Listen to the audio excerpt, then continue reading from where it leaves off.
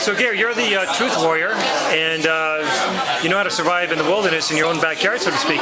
You wrote a book called 5 Weeds, 5 Trees, and 5 Tools. So are you saying then, at a very rudimentary level, just to start off with, you know, kind of like the basics, all you need is know how to identify 5 trees, 5 weeds, and have 5 tools with you? Well, if you take those 5 basic weeds that grow everywhere in the world, in every country now, because they've been spread around, they grow prolifically. So you got a food source, you got a vitamin source, a mineral source, and I'm not saying that you could just eat that and nothing else, but you could use them to supplement your food supply and make your food supply very cheap. For example, we had a recent ice storm in Toronto in the wintertime, and people were complaining that, you know, they didn't have electricity, they were stuck and all this stuff. So if you looked in my book and saw the 5 basic tools, these families could have made some warm soup for their kids. They could have done all kinds of simple things with some of these tools. And if you had prepared a food supply with some of these common plants and knew some of the common trees around your neighborhood, you'd be creating food and not relying on the system. Okay. Well, what about the trees and the weeds? Well, all of these weeds grow everywhere, and they're always a food source. So, like for example, dandelions, I use them in the summertime, the springtime, the fall, the winter. I do all kinds of things with them, from soups to salads to stir fries. If I wanted to make bread and I had a limited amount of grain flour, I could go outside to a white pine tree, take the bark off, grind up the outer bark, and add it, and I could extend my flour and my nutrition. So how'd you learn all this? Well, to first start with, I'm Aboriginal. I was raised in Northern Ontario, and my grandmother started me when I was a little kid. But then I went away from that, and I got sick, and I started to learn that real food was the way I was raised, and not the way I thought I should be eating. Oh, you're also a car mechanic. I mean, how'd you get into this? Well, my father didn't want me to work in International Nickel Underground as a miner, and he wanted me to get a trade. So I got involved in the trades, and it was a decent source of income and living. And when I got unhealthy, I looked for some alternatives, and I still have my automotive business that I do it on a smaller scale, but my main focus is my food supply and my health.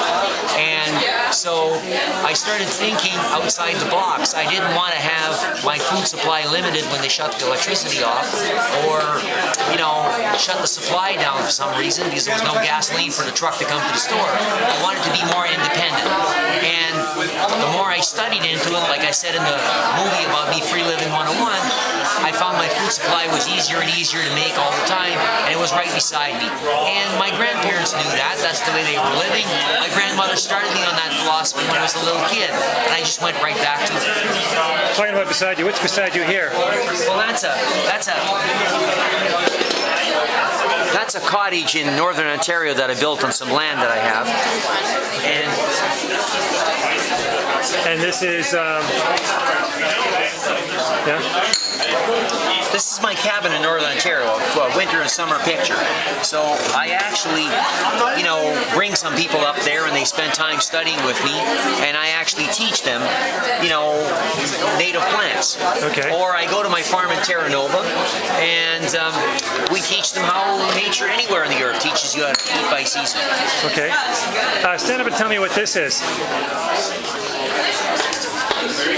Well, that's... is that the winter of your cottage? Yeah, that's the winter farm show. So even in the winter time here, you see I can look at these trees. Well, I got a source of vitamin C. I got pine bark to put in trees. I got pine nuts to boil into the water to get the essential fats. I can use the tips from the maple trees and put them in my bread as well. There's thousands of things outside all the time. You don't have to, you know, be struggling to eat. How long did it take you to put that book together?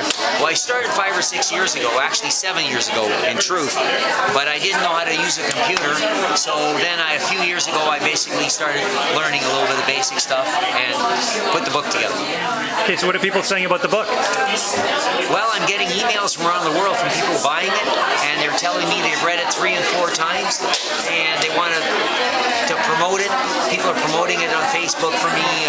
It's starting to fly around, and I don't even have it advertised recently on the internet. So let me ask you this, Gary. If you're 10 years old, if you're 90, can you still comprehend that book and survive with the 5 trees, 5 weeds, and the 5 tools?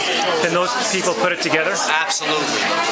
People tell me all the time that I made the book very simple, but they still can't believe how much information I put in here. Great.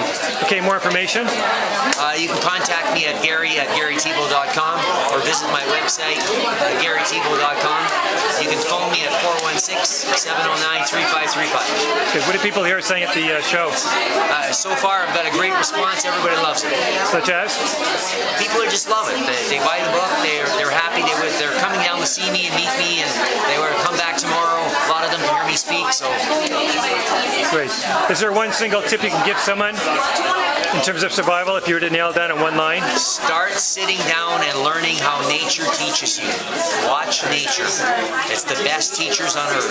And learn what I call real, relevant, easy, affordable living. It's realistic, it's on the ground, it's the way nature eats. You don't see birds carrying suitcases of imported food or deer going to the walk-in club. All of nature eats by season. Well, thank you for the real truth. You're welcome.